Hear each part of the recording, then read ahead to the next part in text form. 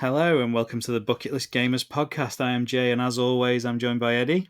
Hello. I think I'm going to drop doing the intro soon, If people don't know what they're listening to by this point, we could probably just introduce ourselves and that would be enough.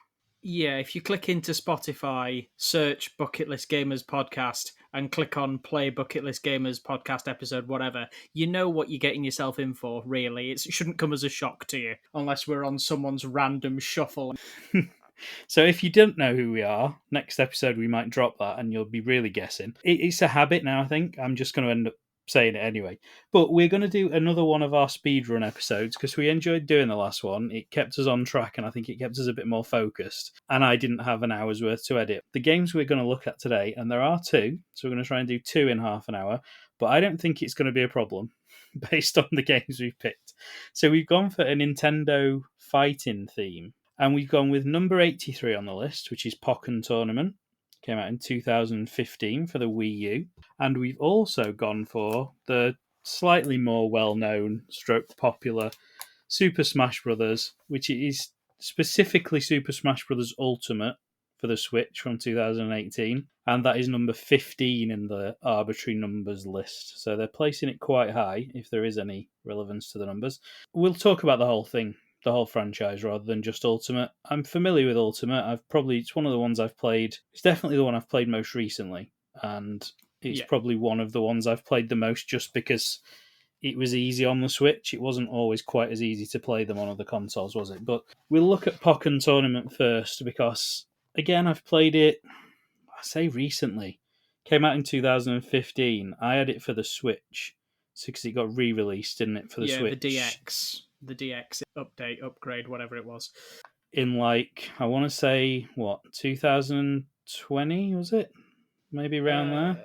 2017, I think. 17, Jesus. Yeah, it's about 2 years later. I remember it being one of the first games I got for Switch. I had Zelda and I had that to start off with, and then expanded my library out. So, see what the book's got to say about it. It only gets half a page. It's one of the half a page ones, so even they've not got anything to say about it.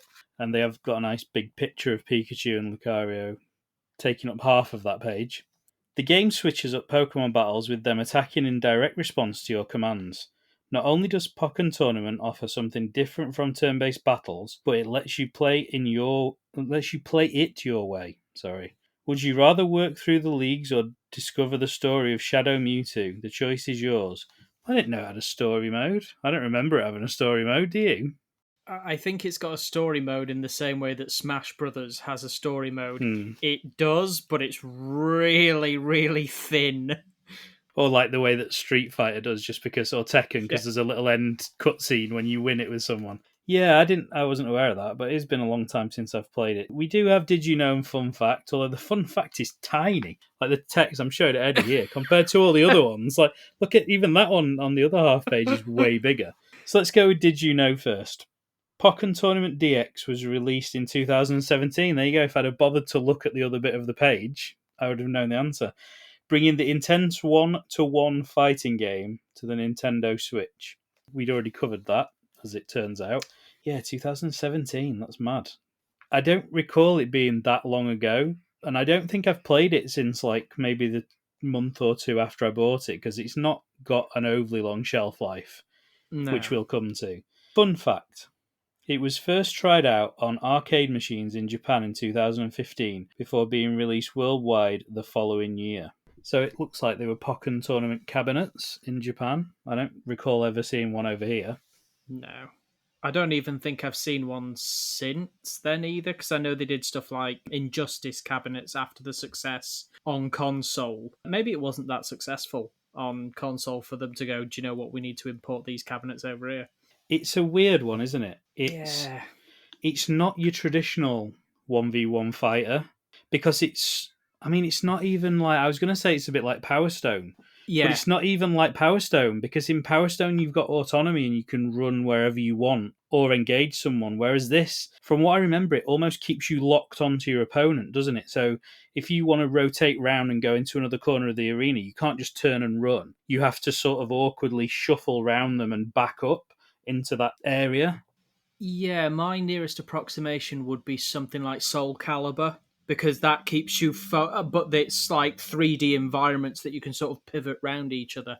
It's more like that, or the Naruto games that visually and the style of fighting is very similar. It is very Soul Calibur, actually, but I don't think it plays as smoothly as Soul Calibur. No. In terms of the navigating around your opponent, anyway. The actual fighting, I think, is very competent. They've done a really good job. I'm not a one-on-one fighter person, as we've discussed before. I enjoy Mortal Kombat to an extent. I enjoy watching people play Street Fighter because I think it's a real talent. Tekken's the only one I ever got into, and that's because I think a lot of the characters in Tekken were literally just built to button mash, and you can sort of make it work, and then if you want, you can learn the combos and actually get good at it. But I could get quite far in Tekken by just picking Eddie Gordo and smashing buttons until he breakdanced somebody to death.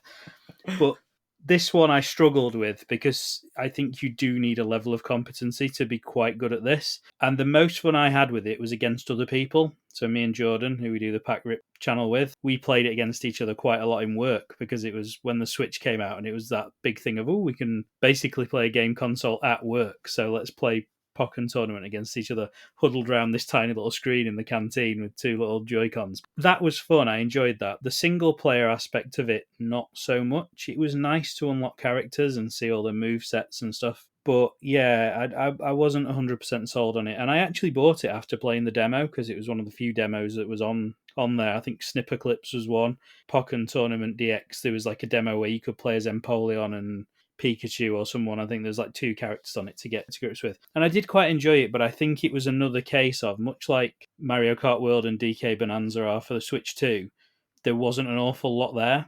So it was a purchase of necessity because, like with the Switch 1, I think I got that and I got Bomberman R, which we talked about previously. Probably wouldn't have paid 55 quid for that if it wasn't for the fact there was only about 3 games out for the Switch. I think the challenging bit is, one, the sort of shallowness of the combat in general. If you're a massive Pokemon fan and you want to sort of relive the anime style battles, then it's really engaging, but there's not really a lot more to it, and the roster is really tiny. I think it's only something, I'm actually looking at it now. There are 23 Pokemon across both versions, but there are about 16 in each, roughly. So they just changed the Pokemon when they redid it. There were 16 23 in total, but some were Switch exclusives and some they didn't import from the Wii.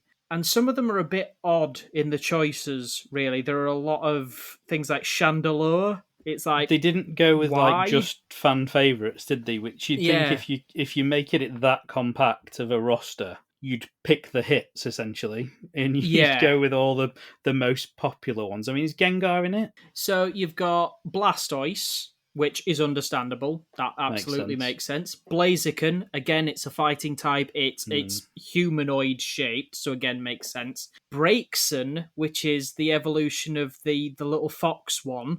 Which I don't understand at all. Chandelure, again, don't really get that one. Charizard, OVS, it's going to be in everything. Croagunk, rather than its evolution Toxicroak, which would make more sense because it's more intimidating and it's got a bit more of a fighting stance to it. Darkrai, again, doesn't make a lot of sense, but it is a fan favourite, really. Yeah, popular, yeah. Decidueye, again, kind of makes sense. Empoleon, Garchomp, Gardevoir, Gengar, Lucario, Machamp, Mewtwo, all of these make sense. Pikachu Libre, which I don't know why they didn't just make that as an alternative outfit. Yeah. Scissor, which again makes sense, massive fan favourite. Shadow Mewtwo, which is completely unplayable because it's a boss character. Suicune, which is a dog, which really doesn't make any sense. Weavile, which sort of makes sense. A little bit fightery, yeah. But then there's Aegislash, which is the shield with the massive fuck-off sword. But then there's loads that they could have put in it. Yeah. Even if it was like DLC or stuff like that I think they've sort of missed the mark a little bit. I mean, you can't even say that Venusaur doesn't deserve to be in it because they've got stuff that's sort of a similar build to it that you'd think, how can that fight? But then they'd not include it. There's so many that you think, why is this not in there? Onyx. Yeah. When you think of the anime, that very early anime, that Onyx, when Pikachu nearly kills itself trying to beat it, that just feels like it should be in there. There's loads that you just think, I mean, and I'm biased, and maybe Cubone wouldn't work because he's too small, but Marowak certainly would. I mean, a thing with a massive club that can just bonk things with it. And what I'd like to have done, I think if I was designing that game and I could make it anything I wanted it to be, one, increase the roster size, or at the very least, make it make more sense, as we just discussed. One of the things I'd do if I could is I'd have the ability for them to evolve during the fight. So you start off as a Squirtle, but you can maybe collect an item, or when you've got enough power up, you can evolve into a Wart. I know it doesn't quite fit the game because they don't go backwards and forwards, but I think it'd make it more fun because then you've got 3 movesets and you choose whether you want to switch it up to the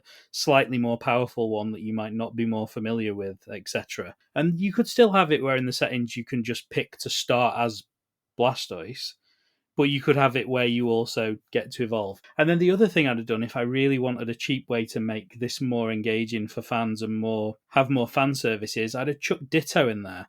And I just had his moveset be turn into other Pokemon that aren't in the game. So you don't have to give him a full moveset, but maybe he could turn into a Marowak that just hits people with its club. And then maybe he could turn into, I don't know who else, like Muck, and you got a long range sludge bomb attack. And that would have given a lot more fan service and allowed them to involve a lot more Pokemon without having to flesh out a full moveset. Yeah. And you wouldn't even have to make it look particularly good because it'd still have the dopey Ditto face and stuff, wouldn't it? You don't even have to do full renders for them all either. I think they've missed a trick not doing that because that would have been such a difficult character to master, but a fun one at the same time. Yeah, because I sort of get that thinking of a full move set, because it's not just 4 moves, they have multiple attacks that they can use. So it's not like the Pokemon games where you only get 4 moves that you can choose from. There are loads of iconic moves that's more than 4 that each Pokemon can use. So, but I get for some of them, if you were like, oh, let's add in this, you'd be sort of like, well, their iconic move is sort of this, but then everything else is just throw a punch. Yeah. But I even think stuff like Hitmonchan and Hitmonlee is a bit of a short-sighted miss, really, because Hitmonchan, for example, Ice Punch, Fire Punch, Thunder Punch, give them status effects, so that the Thunder Punch sort of makes the movement of the opposing player a bit jerky, because they're sort of coursing with electricity. But yeah, for Ditto, you could just like pick a random Pokemon, give it 1 move, and then you immediately transform back into Ditto and then transform into something else again. And even if you just made it randomized what it turned into and you just went... Yeah, and it does a move, yeah. Yeah. I think your point there as well with the Hitmonchan and Hitmonlee, if they couldn't think of enough to flesh out that as one character, they could have had it like a tag team. And team. You play as one for so much, and then if you press a button, you switch to the other one, and then you've got kicks instead of punches on the same buttons. There's just loads they could have done with it, and it all just feels a little bit phoned in, especially when they made it in 2015, and then they had those 2 years whether they rebuilt it from the ground up, I don't know, because I'm assuming they must have, because why would you exclude stuff that you'd already built if it was a straight port? You wouldn't do that, would you? You'd just add more. You wouldn't remove stuff.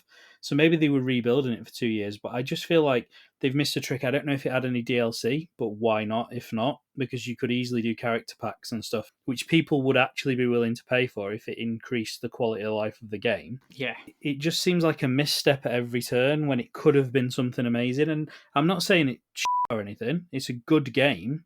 It just, you look at it and you sort of go, the person who came up with this, did they know anything about Pokemon? Or did they just get told, make a fighting game, these are all the Pokemon you can have, and they just sort of stuck the finger on a notepad and went, that one, let's stick that one in. It just doesn't seem like it was made by somebody who loves that franchise, and I don't know if it was or not. It doesn't tell me in the book who made it. I think that might be part of the problem, because it's not in-house. It's made by Bandai Namco. So they outsourced to it, so I don't know whether they had a limited tenure looking after it.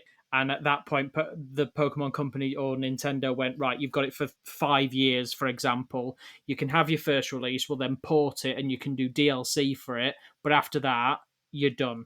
So they went with the people who know how to make a fighting game, Yeah. which makes sense to do, but I would argue that you need to send somebody over there that knows Pokemon games to assist them, and it doesn't feel like, maybe they did, but to me it just doesn't feel like that happened. And it's a good game that could have been better, and I think that's the most disappointing thing for me. I would have loved to, years ago, if that came out, GameCube time, and it had a decent roster in it and stuff, I'd have played that to death. It would never have been out of my console. And I played it on the Switch for about 2 months, and I've never had it back in there. So I might have to try it again just to make sure. But I don't recall ever being completely wowed and taken with it and like, I'm going to play this forever. It was just, I'm going to have a few fights. I'm going to see how everyone plays and unlock everyone. And then that's probably going to be the end of it for me. And I think that's how it's gone. I mean, we're meeting up for a game on Saturday, aren't we? Maybe we'll crack it out, have a few games against each other and record it and see if we are remembering it correctly. But in terms of a score then, unless you've got anything else you want to mention about it before we move on. No, I don't think this is going to rate particularly highly for me.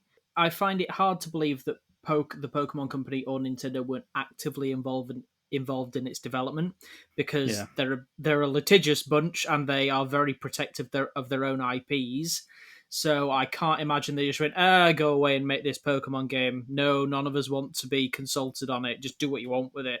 As long as it's vaguely Pokemon-like, we're not that fussed. So yeah, it just feels half-hearted. I'd be putting it in C with a potential to push into B, purely for the fact of the franchise that's behind it. The fact it looks very nice. I think they've made it look really good. All the Pokemon models look great. They all look like you'd expect them to look. The arenas look fantastic as well that you're in. I think they really pop on the screen. I can't speak for the Wii U version, but certainly on the Switch version, to say it was practically a launch title, I think they look brilliant. And the gameplay itself, it plays quite well. The moves are okay. You can have a decent fight on it without feeling like you got cheated because the controls are laggy or anything like that. I'd say very, very high C or very, very low B. It's somewhere around that area. I'd go probably... The reason I think I'd say C is what we're going to come on to. And I think the reason is the game we're just about to talk to already did it better than this using Pokemon characters. So it almost becomes redundant because Smash Brothers already is a good fighting game that has Pokemon in it. So why make a Pokemon game that's fights? Like, you wouldn't make a Mario one-on-one fighter, would you? Because Smash Brothers exists. Yeah. And I know, and if they'd gone all out with Pokkén and made the huge roster that we've just talked about, you could understand it because there isn't room for that in Smash Brothers. But they didn't do that. So I think that's why I'd stick it in C, because Smash Brothers, or Smash Brothers Ultimate, as we're going to talk about now, already did it better. Yeah, absolutely. So let's move on to Smash Brothers, specifically Ultimate for the little bits of information I'm going to read out, but then we'll probably, in the 10 minutes we've got left, do the franchise. We might have to extend this one a little bit because I do have some milk in it news, so we might have to go a little bit longer than half an hour, but we'll see how we get on. It's time for gaming's greatest heroes to face off in the ultimate brawling showdown, starring 89 different fighters from your fave games, including Minecraft Steve, Sonic the Hedgehog, Mario, and more. SSBU, again with the unnecessary acronyms when they've got loads of page space, is truly legendary. I mean, 89 in this. Yeah. And this is, I would argue, harder to make than... Because these are all very individual characters, aren't they? There's a few that obviously are very similar, but these are all, I'd say, out of the 89, 60 or more are very unique and would take a lot of time to make. Whereas in your Pokemon, you've got moves that could cross over, you've got animations that could cross over. I don't think you get as much of that here, and they've managed to put 89 in. So what is Pokkén Tournament's excuse, essentially? We'll stop harping back to it. We've moved on. Did you know, or do you want fun fact? I'll tell you this, they're both one sentence each. So there's not going to be much going on for you here. I will go with the fun fact first. SSBU is the 5th game in the Smash Brothers series. So then they wrote Smash Brothers. They could have put SB there. if they were keeping things on the same formula. But yeah, it's the 5th game, if you didn't know that. I mean, I think most people did. And it's not very fun. It's a fact. I think they were scraping the barrel on this one, slightly. I don't know if it even is a fact, though. Were there not any little spin-offs or anything that would make this the 6th game? I think potentially the one for the 3DS is technically an installment. Whether they want to call it a separate installment or not is entirely up to them, but it played very differently and it didn't have the full roster, so I would consider it a separate installment. Right, well, did you know Super Smash Bros. Ultimate is the best-selling fighting game of all time? Oh, there you go. That's more of a fun fact than the other one. They should have switched those around. I wouldn't have believed that if somebody just told me that in the street. I mean, I don't 100% believe it that they've printed it, because there's been other stuff in this book that's definitely not been right. But I'm more inclined to believe it that they've actually stuck their neck on the line and printed it. But I wouldn't have believed that. If you'd have just told me that, like, while we were chatting, I just said, well, surely like Street Fighter 2. The amount of versions of Street Fighter 2, Yeah. you'd think that would be the best-selling one. And maybe they mean if you don't lump together all the different versions. But yeah, apparently, best-selling of all time. I can see it would have sold a lot, but I wouldn't class it as a purely fighting game, even though it is. It's a strange one, isn't it? Because it is a fighting game, but when I think about it, I don't think fighting game. If somebody said fighting game to me, Mortal Kombat, Tekken, Street Fighter, they're your big 3. Like the one you mentioned earlier on, Injustice, was it? Yeah. Those kind of games. This isn't that. This is a fighting game I can get on with and I enjoy playing. It's a brawler more than anything. It's not a one-on-one fighter or anything like that. No. It's just, I mean, they went with the right titles for like melee and brawl, because all it is. It's just a free-for-all melee / brawl. There is a one-on-one fighter aspect to it, but it's not the optimal way to play. Chucking a shitload of level 9 bots into a deathmatch with you and 4 mates. Again, it's just, that's the peak experience in Smash Brothers. Yeah. So yeah, it's not a fighter in the traditional sense. And even if you put it into a one-on-one mode, as in your one character, there's one other person playing against you, be it computer or person, it's still not a one-on-one fighter because there's that much shit that you can pick up and throw at each other and environmental hazards that'll blast you off the stage and all that kind of thing. Yeah, I think Brawler is a better... And even that doesn't really encompass everything that it is, does it? Yeah. Like you say, Brawl, Melee, really good names for what it is, because it is just pure chaos when you play in it. But it's so much fun, and they've done such a good job of making all the characters really unique and handled differently, and unlocking a character in Smash Brothers is one of the most exciting things, especially if you haven't looked at the roster beforehand, because you just get the new challengers appeared thing, don't you? And it's a silhouette, and you're like, shit, is that Sonic? I remember when Sonic was first in it and everyone thought it was a lie.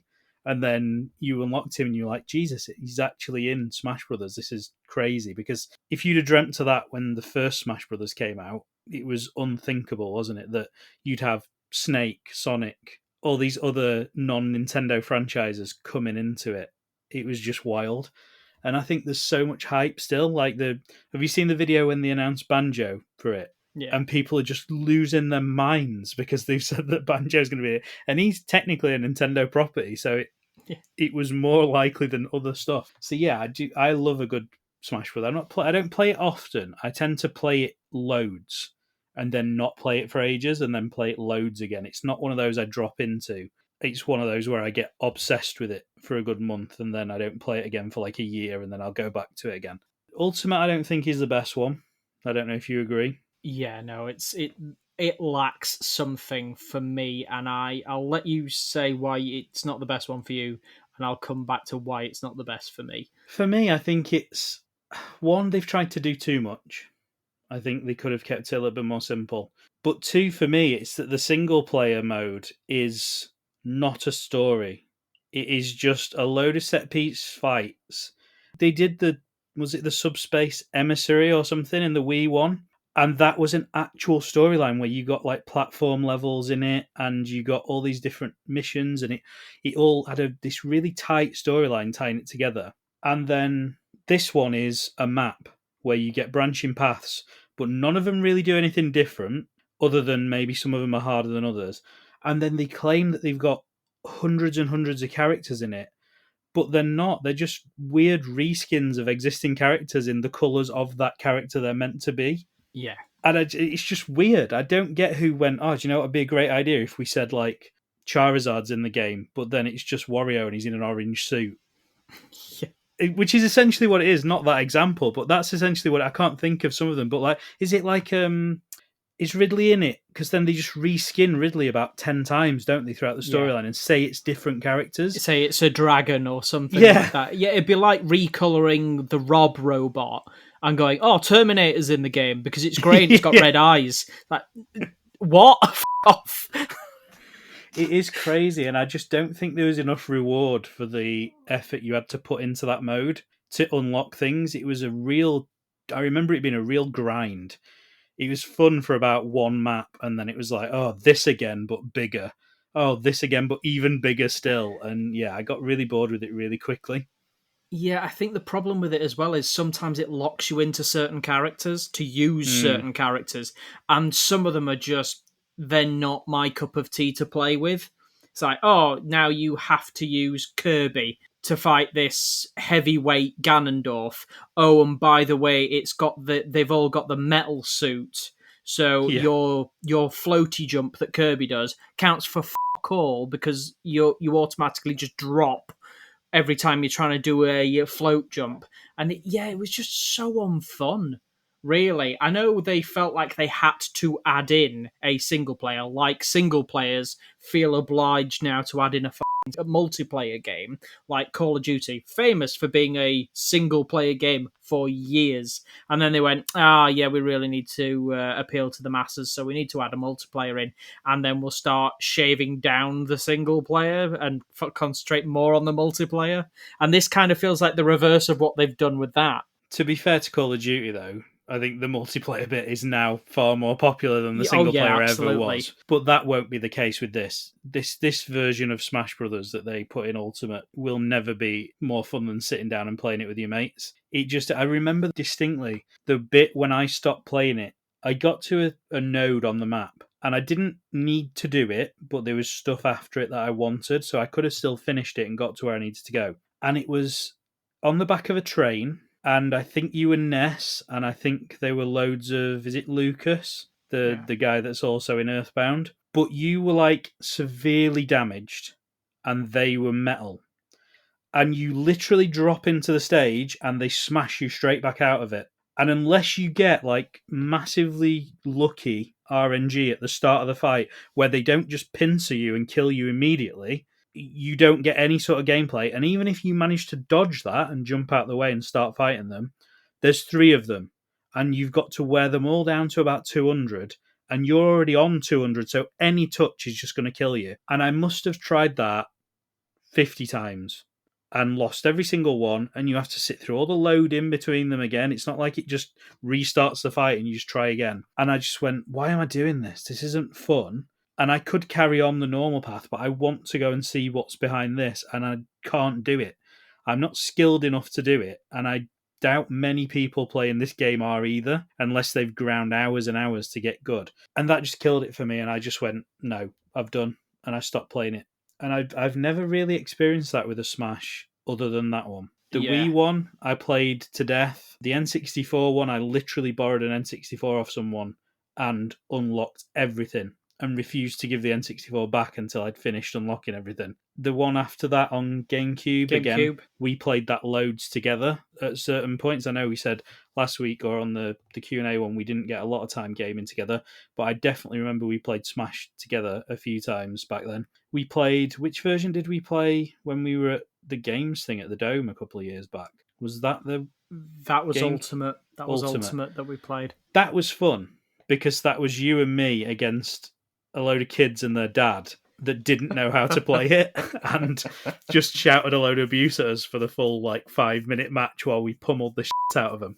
So that was quite enjoyable. But the single player mode doesn't do it for me on this one. And it's even more frustrating given that the single player mode on all the other ones I actually enjoyed. Was it the GameCube one where you got the gacha balls where you could collect up and... Yeah.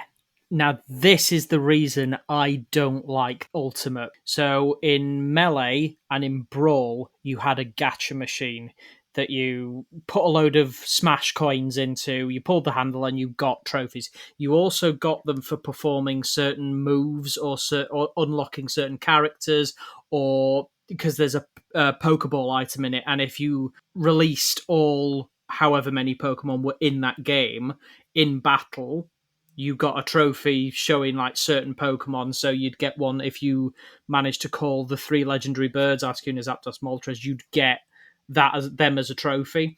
In this, you get spirits, which are stickers that you can upgrade, and it adds certain buffs or certain debuffs to your attack stats, your defense stats.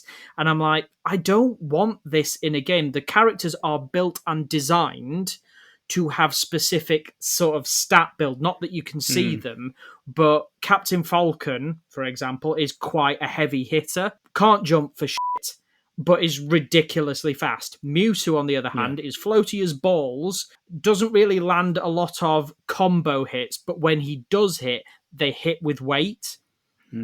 But he's got a better jump. He can sort of do a double jump and a teleport. But this just means, why are you bothering picking a specific character? Because you can just upgrade all these attack ones and stick it onto a traditionally weak character like Pichu, and then play as Pichu, which is no different to playing as Ganondorf or what have you. It just makes things very bland. And I preferred the gacha machine where you've got this trophy of this random Nintendo franchise that you've never heard of, and it gave you a full big 3-4 paragraph of text about the game, about the character, whereas this is just here's a fucking sticker. It's who is this character? And that ties into the thing I was saying about how they just reskin a load of characters. They're all just stickered up with different attributes, aren't they? And I don't want that. Either put the character in it or don't mention them. Don't get my hopes up and say this character's in the game, and then when you get to it, it's just a fucking, I don't know, a bright green Wario or something that they're claiming is something completely different. I don't want that. I just want either the character there or don't mention it. Don't talk about it.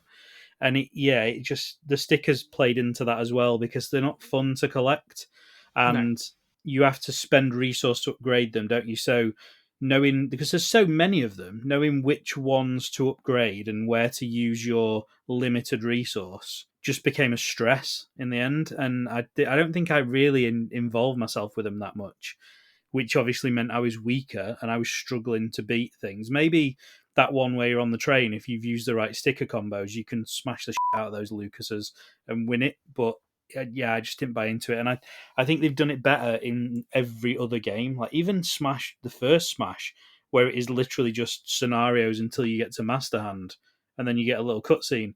That was more fun than this for me. Yeah. So there you go. I mean, shall we score it as a whole rather than Ultimate? I think we'd have to, because we bigged it up and said it was better than Pokkén Tournament, and at this rate, if we do it on this one, it's going in at the same level. I mean, for me, the whole franchise is an S. I can't deviate. I've had so much fun playing it over the years. I've put so many hours into it.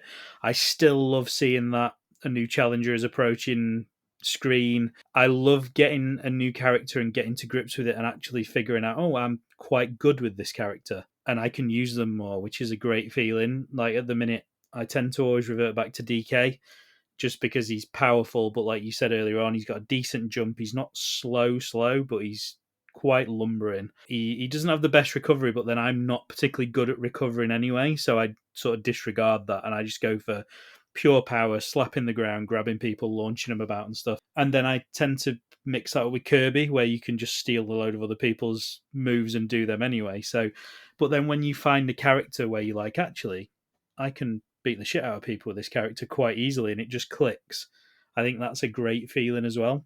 Yeah, So yeah, absolutely. I'd give it S. I don't know about you, whether you want to argue to lower it or whether for the franchise itself. This is what's lowering it for me. Ultimate is what's potentially lowering it. Ultimate and the 3DS I've not version. played the 3DS one, so I can't It have that wasn't tarnish good. it. It I wasn't couldn't good. imagine it was gonna be, to be fair though. Like it's it's never been designed for that, has it? I had Street Fighter 2 or whatever, or Ultimate, or whatever it was on DS, and that was crap as well because the buttons don't lend themselves to a fighting game, do they, on a DS No. or a 3DS? Yeah, this and this isn't a bad game. Like the actual No. gameplay of it works well. The roster is amazing. The movesets are cool. It looks great. It's just that single player element has dragged it down. If you played this just as a multiplayer with friends, it's still a great game. Yeah, I think, to be fair, despite those two flaws in the DS version and the Smash Brothers Ultimate, I think the other saving grace for Smash Brothers as a franchise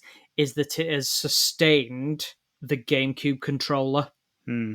which was a phenomenally designed controller, and it's the only reason it still exists now. The only reason you need a GameCube controller for a Switch or a Wii U or whatever is to play Smash Brothers, because it is the best designed console game to play using that pad. Yeah. I think for the Switch, most of the GameCube controllers have the Smash logo on them, don't they, somewhere? Yeah. Or they're themed on a Smash character. So they obviously knew that was a good thing. Yeah, so we'll stick it in S on the caveat that it's the whole franchise, not just Ultimate. I'm sure we'll talk about it again because we've got a Nintendo 100 list to do, haven't we? And if it's not in there, if there's not multiple entries in there, I'd be amazed, to be honest. Yeah. So we will talk about it again. Now we've run 10 minutes over already, so we'll keep this brief. In fact, what we'll do before that, we will throw it over to our future selves and hopefully Aaron or any combination of the three to find out what we've been playing. So we'll see you on the other side of that.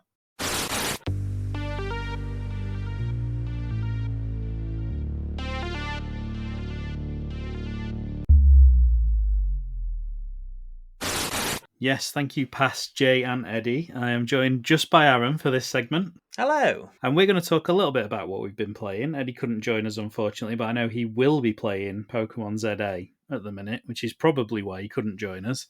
He's too engrossed in that. But what have we been playing? I've not played an awful lot new in the last couple of weeks. I've mainly been playing FIFA.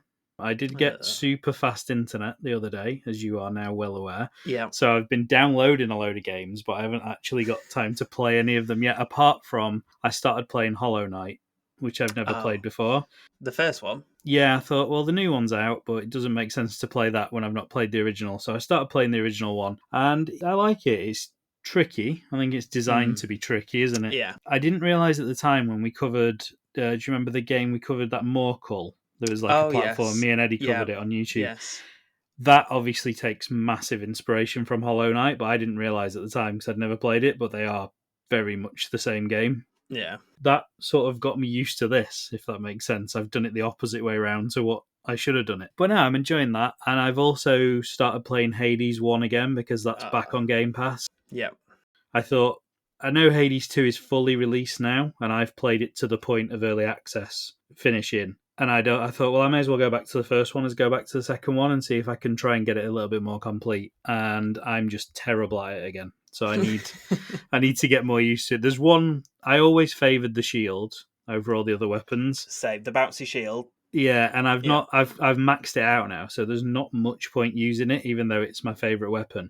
Yeah. So I switched and I started using the one that's like a gun, which actually I'm not too bad with. I quite like that one. And then I switched back to the sword because it gives you like a boon on a weapon each run, doesn't it? Yeah. And I switched to the sword and I got annihilated in like area 2 because I was with that. Yeah, I'm very much more a ranged weapon kind of guy on those games, and I think I've like built my perks and stuff up specifically for ranged weapons as well. Yeah, so I maybe need to go back and reset those and redistribute points in that mirror and stuff. But yeah, getting back into it and just remembering what I was doing and where I was going, especially from playing the second one, which is a lot slower and more methodical in what you have to do. You have to think a lot more, I think, in the second one. Whereas the first one, you can just spam attacks and run around like a headless chicken, and it seems to work. Yeah, it was a bit of a learning curve to get back into it, but I'm loving it again. and I don't think I'll ever complete it because there's so much to do in it. But I'm going to pick a goal and go, right, I'm going to try and do this before I stop playing it and move on to the second one. So that's what I've been playing. I know outside of the stream, you've been enjoying a specific game for hockey season. Yep, I have. But just before we get onto that, I've been playing a game on Game Pass called Sworn, which is basically Hades, but with Arthurian legend gods. So you're sort of like, you get powers from Merlin is like the person who's giving you the quest, and you have to go and defeat Arthur. And it's basically just a Hades clone, but with legends from the Arthur story. Oh, And I it might is try actually, yeah, it is actually worth a go because it is actually quite fun, and there is slightly more diverse characters and weapons for them rather than just the 5 that you can pick from. There's quite a few, so it's worth a try. So I'll give that a look. What was the other game you mentioned the other day on stream that is like Vampire Survivors? Deep Rock Galactic Survivor, and that is, I don't know if you ever played Deep Rock Galactic, the first one. Well, it's a completely different game. This one is you're a dwarf. And much like Vampire Survivors, you sort of get like a big level and you basically have to survive and you kill stuff to level up your guns and then you get combos and all sorts. But because you're a dwarf, you also have to go mining. So you have to like mine gold and little other bits of precious metals. And that's how you upgrade your character after each run. And it's really good. Also, I'm going to have to get that. Yeah. That sounds like my exact kind of game. Yeah. When I was playing it, all I was thinking was, Jay will love this. Like it's right up your street. You've refreshed my memory there. The only other game I have played this week, which isn't a new game, but it was new to me. I've owned it for ages on the recommendation of someone else, and I was sat in front of my PC waiting for a video to render, and I was like, oh, I'll just give it a go. And it's one of those that I can see me just getting completely addicted to, which is Dome Keeper. I don't know if you've seen this. Yes, I did see it. Yeah. Very fun game. You basically have a dome on the surface which periodically gets attacked by enemies, and the rest of the game is you just mining underneath it to get resources to upgrade your dome and make it more durable or get better, stronger weapons, that kind of thing. It's very, very stressful. It looks like a relaxing, fun little game with the graphics and everything, but it isn't. It's so stressful because it only tells you that you're getting attacked if you're so close to the surface until you upgrade.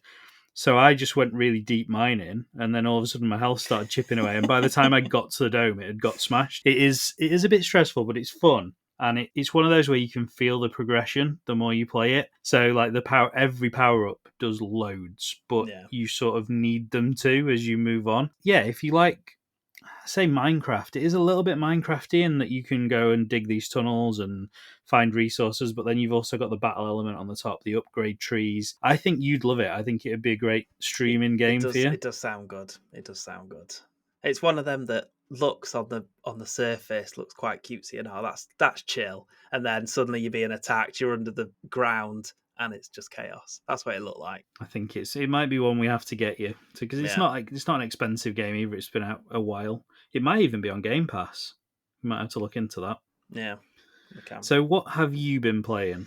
The ice hockey season started, and the ice hockey games I watch are like midnight or 1 a.m. So I like a game that I can both watch the ice hockey and play a game at the same time. So I can mainly focus on the ice hockey and then occasionally glance to the game. They're the sort of games I'm looking for. And the 2 Point series is the perfect game for that. So the new game that's just come out is 2 Point Museum, where you basically build a museum.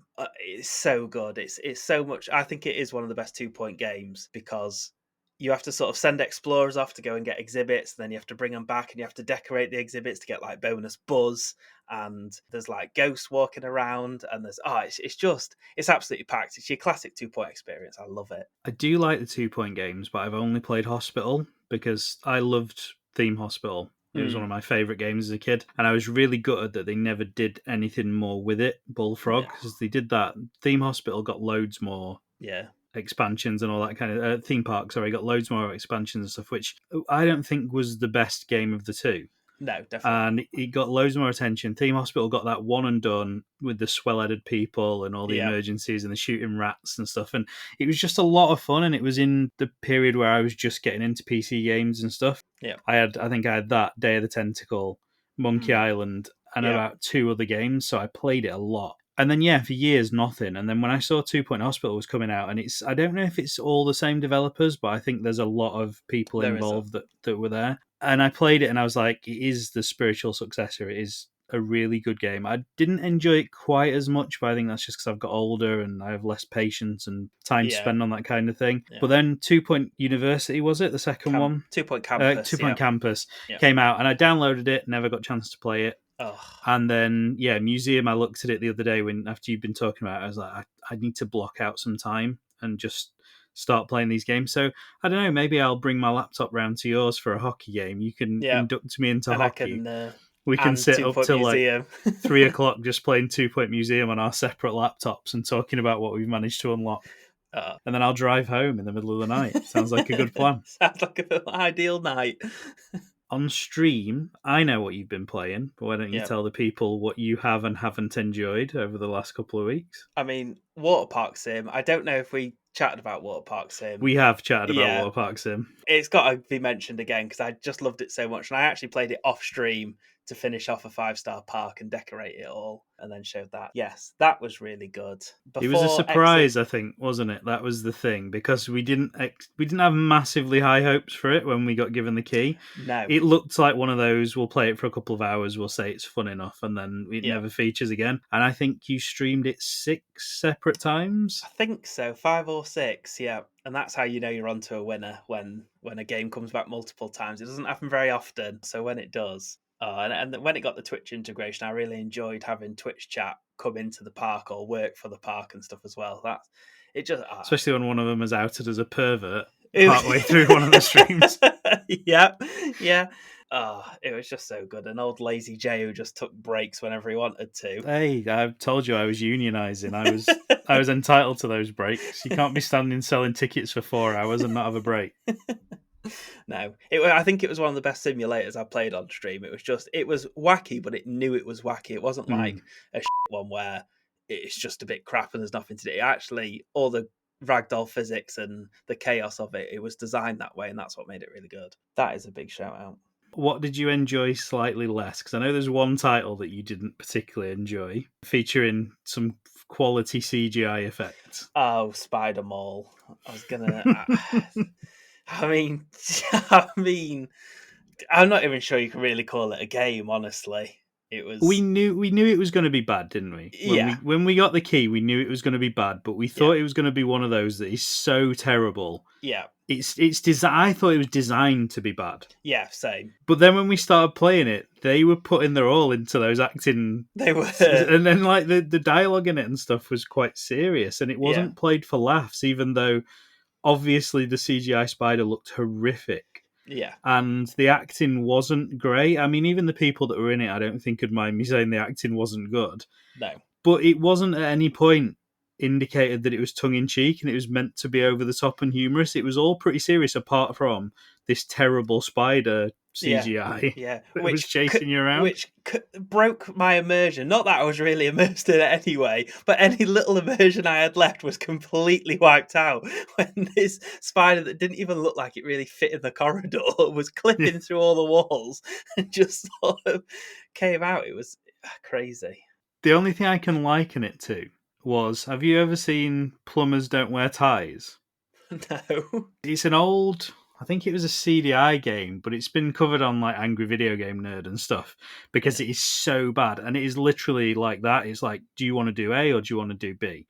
Yeah. But rather than being spiders killing people in a mall, it's a woman and a man that have these like romantic trysts. Oh. That is mental, even more mental than Spider Mall. If you watch a video on it, it goes from being, again, fairly straightforward to having like this random narrator guy that then kills another narrator while he's talking about the game, and it just goes completely off the rails. And I feel like that's what this was aiming to be. Yeah, but it just didn't. It took itself too seriously, maybe. I don't know, and maybe they were going for like the jokey over the top feel, but it didn't come through. It was just. It wasn't particularly fun to watch. I don't think it was particularly fun to play, and it was just a bit of a misstep on our part, which we do apologise to Twitch for, because we picked that out thinking we're going to get something good out of this, and I think it was about an hour and a half as well, wasn't it? It wasn't like it was quick. No, and it was one of them games that it gave you option A and option B, and it was completely arbitrary, and like you had no idea, so you just had to pick a random option. And then I picked the option go to the toilets, and I got captured in the toilets by some guard, and then it just sent me back to the beginning. I was like, what's going on here? But I think it was about an hour and a half, but it wasn't. It was not a great one. No. I think is the best way to sum it up. We've got 5 minutes left before you're streaming tonight, haven't we? So let's get this wrapped up in terms of what do we want to talk about most. So I know you've played some stuff that you've really enjoyed. So what do we want to go into? Scattergun them off, and then we can maybe talk about them again in a future episode. I think Beyond Exit was one you really enjoyed. Yeah. And I enjoyed watching it. I thought that was a really fun one. Yeah, I think we very much found a niche market of ours on Bucket List Gamers where the sort of horror where it's a loop and you have to sort of do the same Anomaly thing over spotting. and over again. Yeah. It just works so well. And that one wasn't anomalies, really, was No. it? It was remembering or figuring out what you had to do to not piss off the little Chinese guy who ran the gas station. Yeah. So, like, restock the shelves, fill the water coolers, but if you missed anything, he was straight on you, wasn't he? He was. Waggling his little finger. That one was great, and there is a supermarket one, which was its predecessor, which I understand isn't quite as good because obviously they've refined it for the second one. But maybe we get that, and maybe we give the predecessor a go because it was, and it got a lot of interaction from chat as well, didn't it? People were telling you what you'd missed before you went outside and got told off, which was always good. Yeah. So that was a great one. What else have we played? Mortuary Assistant we've talked about, I think, previously, but we're really into that now. And we are. We're actually, it's been bumped to the main event tonight rather than being a filler. So we'll get some more of that. Homebody was yes. The sort of Day of the Tentacle style puzzle time loop killer. Which was created by the Game Grumps. Yeah. I didn't know what to expect from that because I'd watched them play it for 10 or 15 minutes. Well, I'd seen a lot of adverts. They put a lot of adverts in their videos for it before it was coming out, and I couldn't figure out what it was. Yeah. And then as soon as you started playing it, I was like, ooh, this is quite good. And it was another one of those where we went back to it and made sure we finished it. Yeah. Always a ringing endorsement. Some of the puzzles were a bit annoying that you had to do them over and over again. Yeah. It made sense in the time loop. Exactly. Idea. It was a sort of time loop that you could progress further slightly quicker because you already knew the answers. But yeah, it would be nice to have a bit of a function where once you've got, so far into so many doors, the first ones are just always open, just to give you like one less to have to remember. But no, it was really good. The puzzles were good, and I think any puzzle game is worth its salt, like blueprints and stuff, when you actually get a real notepad out to be like, right, I'm going to start jotting this down because I need to know. I mean, you were jotting it down on your bank details, so we weren't allowed to see the maps and stuff that you were drawing.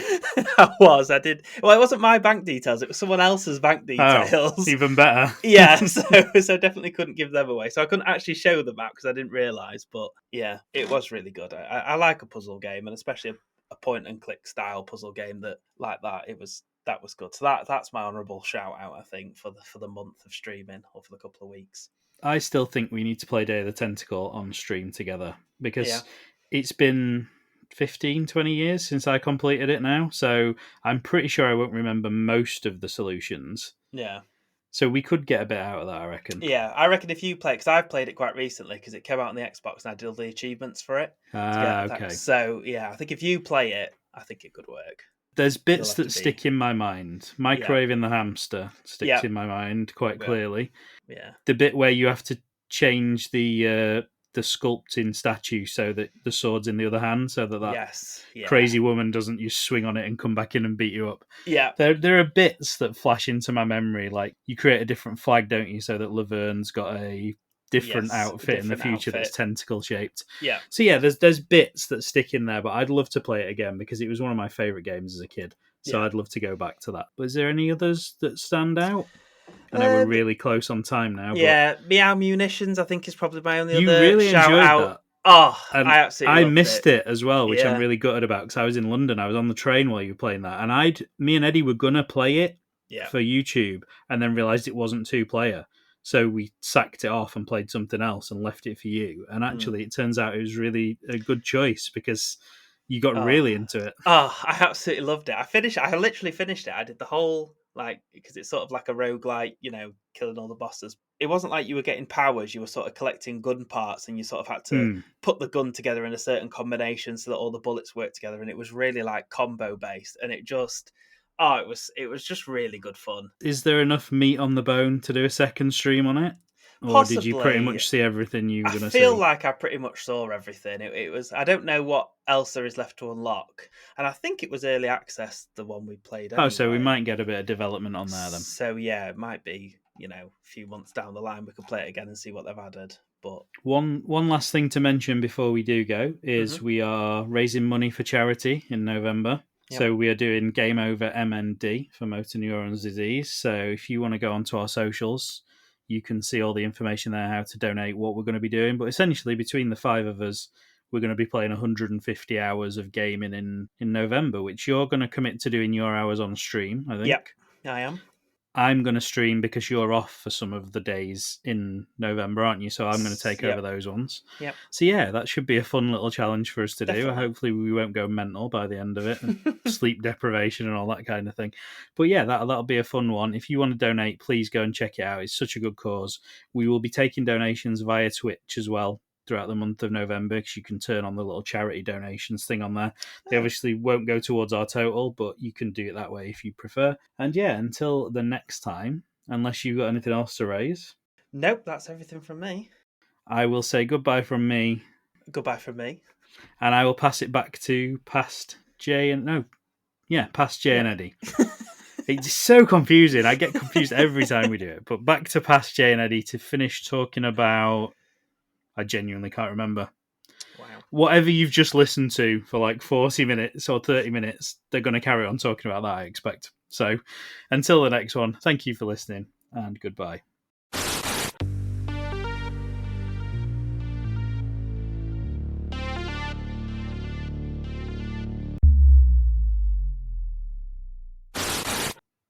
Yes, welcome back, and thank you, future whoever just threw that back over to us. Hopefully you enjoyed listening about what we've been playing, and we've done all the plugs for Twitch and whatnot on there, so I don't have to do them again. What we'll talk about before we wrap this one up is just a little bit of... Moo. Or milking it.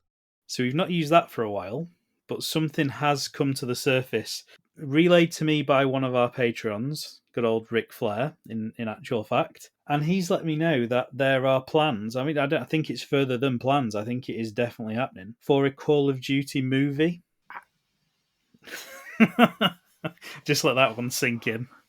Isn't that just Extraction?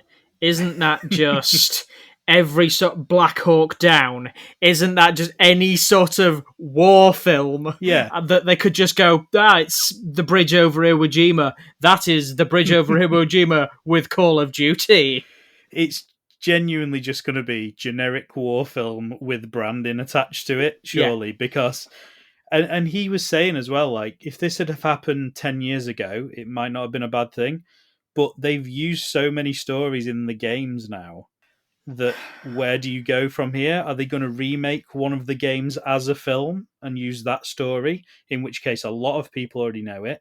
Are they going to come up with something completely unique, which then runs the risk of being so detached from the game that, like the Until Dawn one, it shouldn't have that name on it? I just don't get how they can win in this scenario, because either they're going to do something that no one wants to watch because they already know it, or no one wants to watch as a Call of Duty fan because it isn't Call of Duty anymore. Yeah, that is really baffling. I know they're trying to jump on the back of, obviously, the success of Mario, the success of the Minecraft movie, the fact that we're getting a Zelda movie next year at some point, live action. The not so successful Uncharted movie. Borderlands, which was relatively unsuccessful but wasn't actually that horrendous. No, I like Borderlands. I mean, everyone slated Minecraft, and I thought that was good as well. So I just have bad taste in movies, obviously. I'll probably enjoy this one. I mean, you look back at games that have turned into movies, the one that really stands out for me as being a good franchise of movies that have literally next to nothing to do with the games is the Resident Evil ones. Yeah. Because the first Resident Evil movie, apart from the zombie dogs, doesn't really have anything to do with the games, does it? But it's in its own right, it seems to have done quite well, and they've spun quite a few of them off of it. And there was a recent one, wasn't there? Or was it a TV series? Oh, they did both. They did a TV series on Netflix, which was like a sequel to everything Resident Evil, that had Wesker, but he was black, which I'm not even going to step into that. Why even call him Wesker? Why not call him something else? But anyway, and then they did the film that was essentially Resident Evil 1 and 2 smushed together, which was quite good, but I don't get why they felt the need to smush 1 and 2 together. They could have just done 1 and the plot would have still made the same sense. But then they diverge from the plot like ridiculously badly in the back half of it, to the point where Wesker has a romance with another member of the Stars team, which is never referred to in the games. He's just a bastard. Yeah, because up to like the halfway point when what's she called? Is it Katie something in the game? That big like shambling mess that follows you around. Lisa Trevor. Lisa Trevor, sorry. Up till that point, the film and the games, even though it's mixing 1 and 2, was sort of coherent and in line with each other. And then doesn't the film, it's been a while since I've seen it, make Lisa Trevor like a good guy almost? Doesn't she like rescue the girl? And it's like, no, that's not how it works. She's a mindless zombie sort of thing that doesn't have these kind of empathy and emotions that you're portraying her as having. And yeah, just from that point on for me, I was really excited that they'd put her in it, because she's not a huge part of the game, is she? But she's well remembered by fans of the game. I was like, that's massive fan service to include her. There's like is it Itchy Tasty scrolled on the window, which is nice little fan service. And then they just took Lisa Trevor and just bastardized the whole concept of her. And just at that point, I just went, oh, maybe they don't care about Resident Evil fans quite as much as I thought they did up to this point. Yeah, it was a bit like the Resident Evil Nemesis one from the original set of films, where at the end it's revealed that it's the bloke that you thought died from the first film, and he breaks his brainwashing because he's in love with Mila Jovovich. I mean, credit to him, Mila Jovovich, fair enough. But he sort of breaks his programming and starts machine gunning everyone and saving her, and they team up like a buddy cop comedy, and they start fighting bad guys together, and it's like, yeah, this is such a departure from Resident Evil. It can be done, but Call of Duty, I just feel like he's so generic. You look at the Call of Duty games and they're not the same as each other from one installment to the next. So you've got this huge scope of things that you could include. Like, it could be all the way back to, was it World at War? The really, really old. Yeah. Because like, there was 2, weren't there? When I first started playing COD, there was COD and then there was Medal of Honor. And Medal of Honor always seemed to be the more realistic, oldie-worldy wars. But then I think COD did one as well, didn't they? Where it was set, like in. So you've got that right up to what was the more recent one where everyone's got jetpacks and laser guns and stuff. Black Ops, Black Ops 3, Infinite Ops, or something like that. So you've got all this scope of things to use. How do you tie a film down to that franchise now? It's just a bit mad. I don't know. Maybe we'll be proved wrong, but I expect at best something like Borderlands. It's passable, but it doesn't really link to the game that much. It's not that faithful.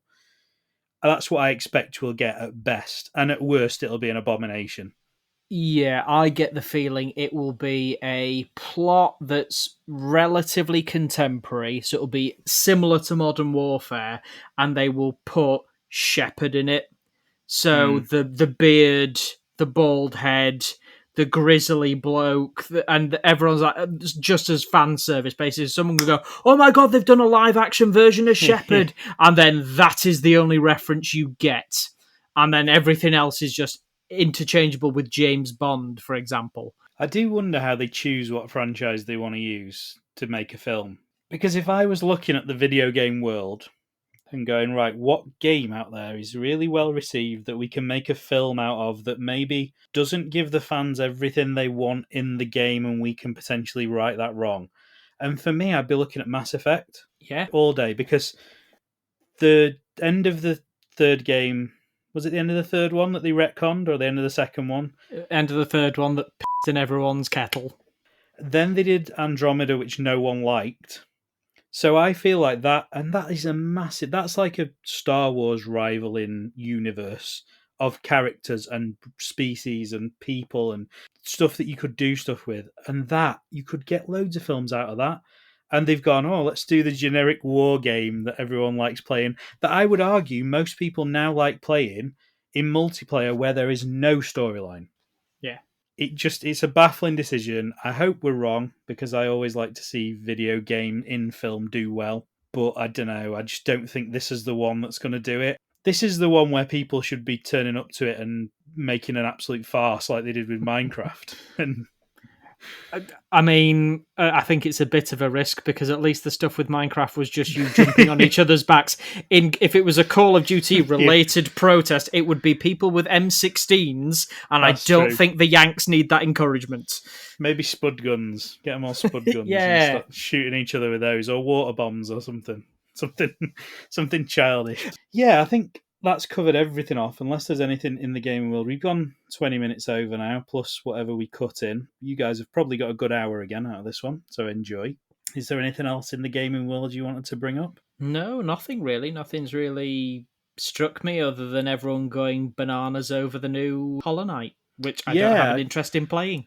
That's a weird one, because I didn't realise that franchise was so well loved until, is it Silk Song came out? Yeah. And everyone just went, ooh, lost my shit, we need to get all this game, and it's day one on Xbox Game Pass, and it's going to be the best game ever, and it's really hard, but it's really fun. I was like, I remember Hollow Knight having a decent following, not that. So I don't know where that's come from. But yeah, if you do want to play it, both on Game Pass at the minute, get a Game Pass for a tenner for a month if you want to try them out. It's probably the best way to do it than actually spending money on it and realising you don't like it. That's my plan. Anyway, because I never played the first one. It does remind me of... it probably should be the other way around, if anything. Remember when we played Morkel? That game that we got given a key of? Very similar idea, isn't it? Just a bit more polished, I think. Yeah, absolutely. So I'll probably give it a go, because I enjoyed that one. But yeah, we're meeting up in a couple of days to play some games. I suspect a bit more Blueprints, although Absolutely. we'll probably try and play some other stuff as well, just so we can diversify slightly. Keep a lookout on YouTube for those videos coming on there. We've already plugged Twitch, I'm 100% sure, back in the what we've been playing section, so I won't do that again. Which only leaves me to say, if you want to support the channel, you can head to patreon.com/bucketlistgamers. You can join up to one of 4 tiers, anywhere from £2.50 to a ridiculous amount that would keep us going indefinitely, but I don't think anyone will ever subscribe to that. We put it on there in hope that you never know, we might get some sort of angel investor. But thank you to the ones that do already invest in us and support us on Patreon. So I'll give you a big shout out now. We have got, in the couple of coins tier, Harry Flynn. In the Bucket Kicker tier, we've got Doches, we've got the Doctor 1812, ZomBev, and RicFlair. And in the Avatarnish tier, we've got Aaron and we've got the Sweaty Llama. So thank you to all you guys for keeping us going. It really does help, because costs of everything have started gradually creeping up, and we're trying to keep on top of them. You can also, which we may or may not have mentioned, go over to Twitch and support us on there as well. You can subscribe on Twitch. The money all goes into the same pot to keep us running and operational. With that out of the way, and with nothing else to cover, we're still technically under an hour. We won't be by the time you listen to this, I very much doubt. But thank you for listening again. We do have exclusive content going on Patreon, by the way. Forgot to mention that. We recorded a questions and answer session, didn't we, which went a little bit longer than we thought it was going to do as well. That will be either on there already or going on there in due course. And it was quite a good one from what I remember. Worth checking out. It will move across eventually. If you want to hear it first, check out our Patreon for when that goes live. But until next time, I will say that is goodbye from me. And that's goodbye from me.